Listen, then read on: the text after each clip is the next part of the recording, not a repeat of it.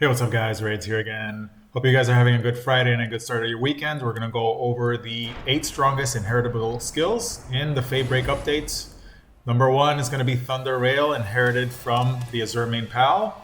It's the highest cooldown Thunder move that inflicts shock. You're going to see it here in the opener right here. Inflicts shock immediately. It's the first thing a lot of pals are going to use, which is very useful for getting electrocution on the raid boss immediately, followed up by water damage. One of the reasons I like Paladius so much. Thunder Rail is going to be your best go-to for having pals inflict that. Now let's compare that to All Range Thunder, which here in this video I'm surrounded by ads right now, using Lord ads, and look at All Range Thunder. All Range Thunder has a shorter cooldown, inflicts electric user as well. Look at the AoE clearing here, followed up by water damage as always, instant screen clear. Also inflicts shock, also inherited from Azurmane. And here we finish the fight off with All Range Thunder. So a couple of things different when you're choosing between All Range Thunder and Thunder Rail. All Range Thunder actually outdamages Thunder Rail in melee capacity because of the amount of projectiles. So if you can get up in the opponent's face, which is going to happen here, you're going to see Xenolord is going to land. And he's going to get All Range Thunder by a bunch of birds. As soon as you can get in melee range, the damage is pretty good. So here we're going to get a couple more All Range Thunders. So it just depends on the circumstance. It has a shorter cooldown, so it's not used first. Next up on the list, we've got Absolute Frost by Paladius, which you can inherit breeding Paladius down to other pals. Now, a couple things about Absolute Frost that no one really mentions, I think are important. It is RNG damage, but really its damage and its freeze isn't really what makes it strong. You're going to see here that when Paladius use Absolute Frost right here, they cover a random area of the screen in Icicles, but look at how the boss's movement gets interrupted. That's really what makes it strong, and it also blocks projectiles. You can see there, he tried to do a Dark Wisp, so Xenolord Ultra. Didn't do anything because it got caught in projectiles. So Absolute Frost is good for builds that want to block projectiles and enemy movement too. It's also pretty good at clearing ads. Now, we've got the other Ice inheritable move here, Double Blizzard Spike from Frostallion. It does not block projectiles, it does not interrupt enemy movement, it doesn't really have pathing like that. However, it is stronger single target damage and is not subject to as much RNG. So you're going to see here, it's a high cooldown move, a 660 cooldown. Basic attack followed up by Double Blizzard Spike right here. Boom, very direct damage.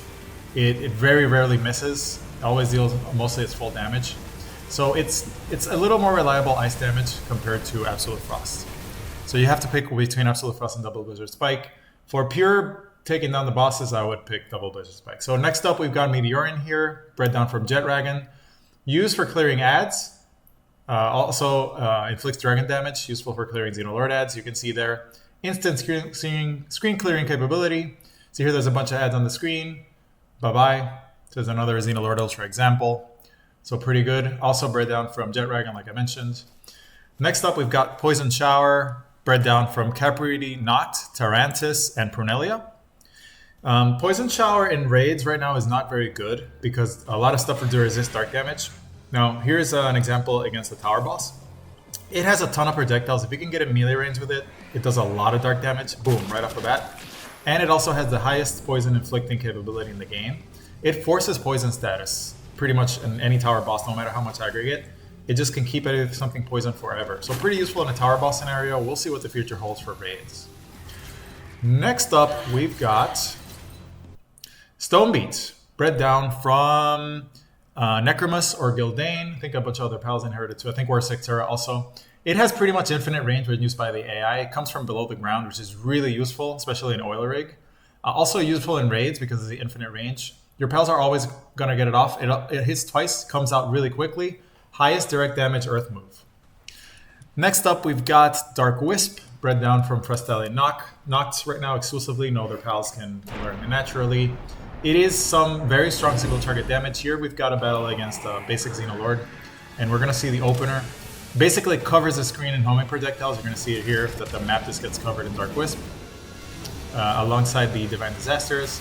So even against something that resists dark, it's just a ton of damage, especially against raid bosses, because if they just have such a big hitbox, they eat all the projectiles. Look at that. They just consume every projectile. A lot of direct damage here. If we ever get a raid boss that does not resist dark, that's going to be one of the top moves. For sure. Just a ton of single target direct damage. Not so good in AoE. Cooldown's really fast too for the amount of damage.